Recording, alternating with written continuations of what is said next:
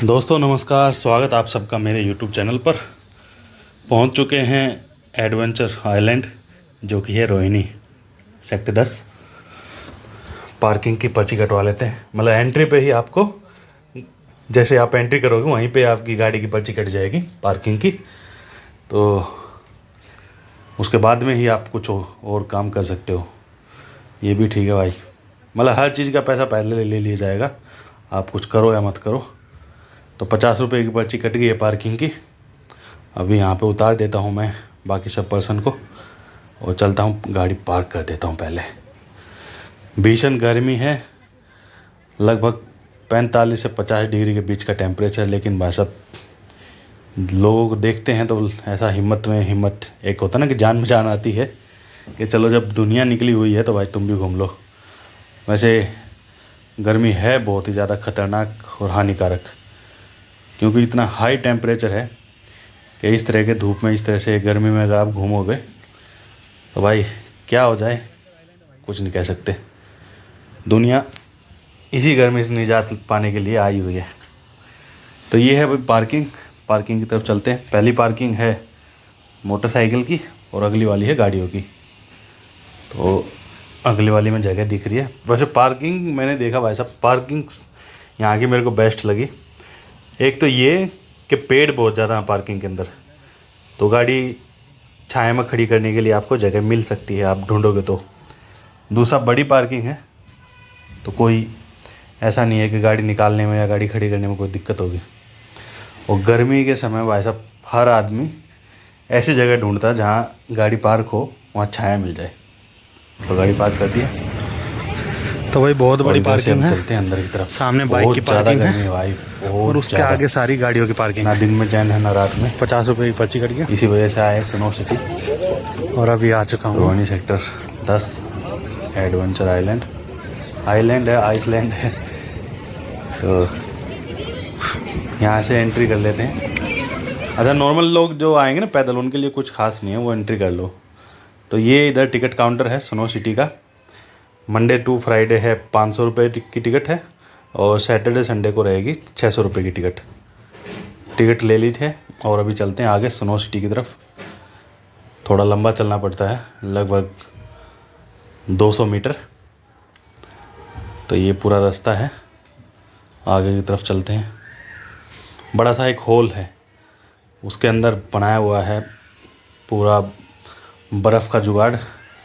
और वाकई बाहर टेम्परेचर है 50 डिग्री, 50 नहीं होगा तो 48 से 39 डिग्री का टेम्परेचर है बाहर, जहाँ अभी हम घूम रहे हैं। ये जो धूप है, ये जो भी कुछ है, दिल्ली का टेम्परेचर वाकई भाई बहुत हाई। ट्रैफिक इतना है, और यहाँ पहुँचने में भी काफ़ी समय लग गया, क्योंकि जाम बहुत ख़तरनाक था। तो सामने आ गया है स्नो सिटी, और बहुत सारी चीज़ें हैं। वैसे वाटर पार्क भी है, स्नो सिटी है, तो आदमी का थोड़ा रोमांच बन जाता है। चलो यार, -10 डिग्री मिलेगा, उसके अंदर चलते हैं। तो ये बाहर की दिशा निर्देश है। अभी यहाँ रुक गए हैं थोड़ी देर, कूलर चला हुआ था, ठंडी हवा चल रही थी, बैठ गए। अभी अंदर चलते हैं। अंदर जाने के बाद में भाई साहब देखते हैं तो बहुत ही गंदी स्मेल यहाँ पे आ रखी है। आप लोग जाओगे तो आपको पता चलेगा क्यों है, क्या है। क्योंकि हर इंसान बाहर से आ रहा है, वो बिल्कुल ही पसीनों में उसके कपड़े सारे भीगे हुए हैं पसीनों में। और यहाँ पे आने के बाद में फिर जब ठंडक मिलती है तो पसीना ऐसे कैसे ही वो हो जाता है कि स्मेल बन जाती है कपड़ों में। बहुत गंदी स्मेल यहाँ पे आ रही है। यहाँ से आपको ये जूते मिलेंगे, ये जैकेट मिलेगी, जो पहन के आपको अंदर जानी है। अभी गर्मी बहुत ज़्यादा लग रही है, तो ये जैकेट पहनने का मन नहीं कर रहा, ये जूते पहनने का मन नहीं कर रहा, लेकिन अंदर वाकई गर्मी है। ये लॉकर है, जिसमें आप, अगर आपके पास में अपना बैग, मोबाइल फ़ोन, मतलब ऐसा कुछ सामान है, अक्सर लोग बैग लेके आ जाते हैं, वो बैग जमा करते हैं। बैग को स्टोर में रखने का, मतलब लॉकर में रखने की सुविधा है। उसके लगेंगे 100 रुपये अलग से। ये मेरे को थोड़ा ठीक सा नहीं लगा। सब ने जूते पहन लिए हैं, छोटे बच्चों ने भी और बड़ों ने भी। जूते पहनने पड़ेंगे और जैकेट मिलेगी। अभी सबको पसीने आ रहे हैं, जैकेट पहनने का किसी का मन नहीं कर रहा, लेकिन पहननी पड़ेगी। अंदर 50 डिग्री से एकदम से आप -10 नहीं, हाँ 10 डिग्री में चले जाओगे। तो ये है। वैसे तो भाई जो भी कुछ आपके सामने मैं आपको हर चीज़ बताऊंगा जो यहाँ पे थी, लेकिन उसमें मेरे को ये थोड़ा लोकर वाला सही नहीं लगा। तो यहाँ से एंट्री कर लिया अभी हमने, दिखा दी अपनी टिकट और घुस चुके हैं हम बर्फ़ में, 10 डिग्री में। तो ये 10 डिग्री है, बर्फ़ है, नीचे बर्फ़ फैली हुई है, बर्फ़ को क्रश करके नीचे फैला दिया गया है और साइडों में बर्फ़ की सिल्लियाँ लगी हुई हैं, लोग डांस कर रहे हैं। और एकदम से जब आप बाहर से अंदर आओगे भाई साहब, आपकी बॉडी में एक अलग सी ही वो आ जाएगी कि यार अगर पसीना है तो एकदम से पसीना गायब हो जाएगा। जैसे वो होता है कि भाई बाहर से आदमी एसी वाले कमरे में घुस जाता तो किस तरह से फील होता है, उसी तरह से फील होगा। ये बच्चों की जंपिंग करने के लिए है। तो 500 रुपये की टिकट है पर पर्सन, और ये 500 रुपये है मंडे से फ्राइडे तक। बाकी दिनों 2 दिन जो होंगे, शनिवार एतवार, सैटरडे संडे, तब 600 रुपये की टिकट है। तो इस तरह से ऊपर से स्लाइड करके आ रहे हैं लोग बर्फ़ की सिल्लियों पे। एक टायर रखा हुआ है। एक अलग ही एक्सपीरियंस है, अच्छा लगता है, ऐसी बात नहीं है। लेकिन थोड़ा सा मामला गड़बड़ मेरे को 2 चीज़ों में लगता है कि एक तो जैसे ये जैकेट हैं, ये तो आप खुद के कपड़ों को, खुद के कपड़े किसी के भी हों, मतलब खुद के कपड़े मैले होंगे तब भी आप खुशी खुशी अपने खुद के कपड़ों को पहन लोगे। लेकिन दूसरे की जैकेट चाहे धुली हो, साफ़ हो, तो पहनते वक्त थोड़ी सी हिचकिचाहट महसूस होती है। तो एक तो ये कि ये जैकेट जो हैं ये पता नहीं ये वॉश करते हैं, कब करते हैं, कितने दिनों में करते हैं। जैकेट मेरे को थोड़ी गंदी लगी, ज़्यादा गंदी लगी। तो ये पॉइंट जो मैं यहाँ वीडियो में उठा रहा हूँ, अगर मेरे को कहीं ऐसे रिव्यू देना हो या मेरे को कहीं मार्क करना हो कि भाई आप यहाँ आए हो स्नो सिटी और अपना एक्सपीरियंस शेयर करें, तो मैं उसमें यही बोलूँगा कि भाई एक तो आपको ये जैकेट जो है ये वॉश करनी चाहिए। 500 रुपये आप चार्ज कर रहे हो पर पर्सन, 500 रुपये बहुत होता है। इस तरह से बर्फ़ की सिल्लियाँ डाली गई हैं यहाँ पे, और इन्हीं को बाद में क्रश करके यहाँ नीचे फैला दिया जाएगा जब बर्फ़ कम हो जाएगी।